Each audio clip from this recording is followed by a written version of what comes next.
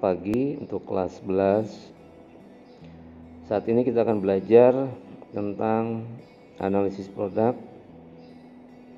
dengan sesi gambar kerja.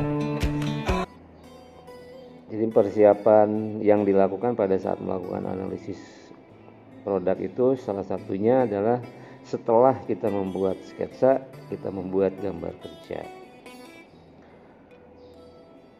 Apa yang dimaksud dengan gambar kerja tersebut? Ya, suatu teknik menggambar objek yang bertujuan untuk membuat gambar yang fungsinya sebagai media atau alat untuk menyampaikan ide dan gagasan kepada si pembuat produk. Ya. Jadi produk yang akan kita buat itu dirancang dulu dalam suatu gambar kerja dengan ukuran-ukuran detail ya, atau keterangan yang lengkap, dibuat bagian-bagian mana saja yang akan digambarkan oleh si pembuat gambar dengan ide dari seorang konseptor yang akan membuat gambar atau produk tersebut.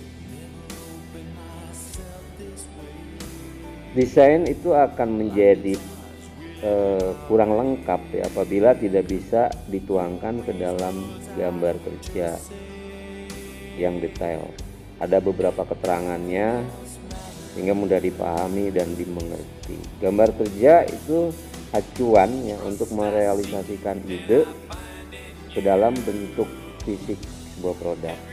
Konsep gambar kerja sendiri dikenal sebagai desain produk industri, yaitu bidang ilmu yang mempelajari cara menentukan bentuk, form, atau gambar dari sebuah produk.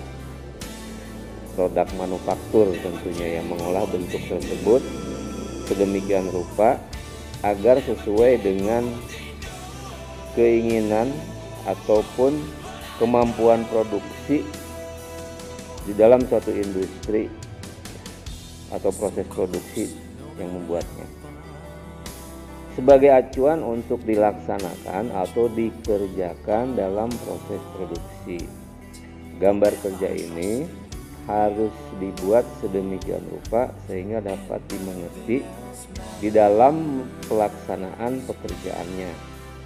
Jadi si pemberi kerja dan si pelaksana kerja itu sama-sama memahami, tidak ada miskomunikasi yang membuat produk mengerti idenya apa yang akan direncanakan, dan yang si pemberi kerja juga mudah dimengerti ya oleh pelaksana tersebut.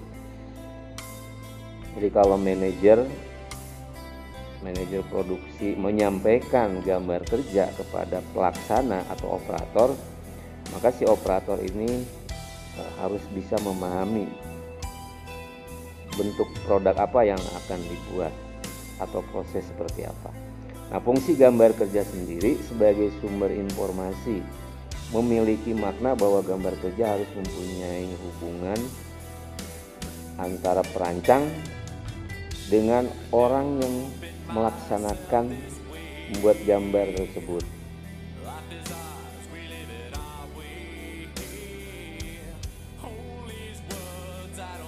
Jenis produk yang beraneka ragam ya, jika dibuat menggunakan gambar kerja yang tidak standar dapat mengakibatkan pekerja menemui kesulitan.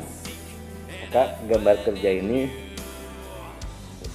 salah satu fungsinya adalah untuk mempermudah si operator atau si pembuat produk membuat produk sesuai dengan apa yang diinginkan oleh perusahaan atau yang mengerjakan. Ada dua jenis gambar ya.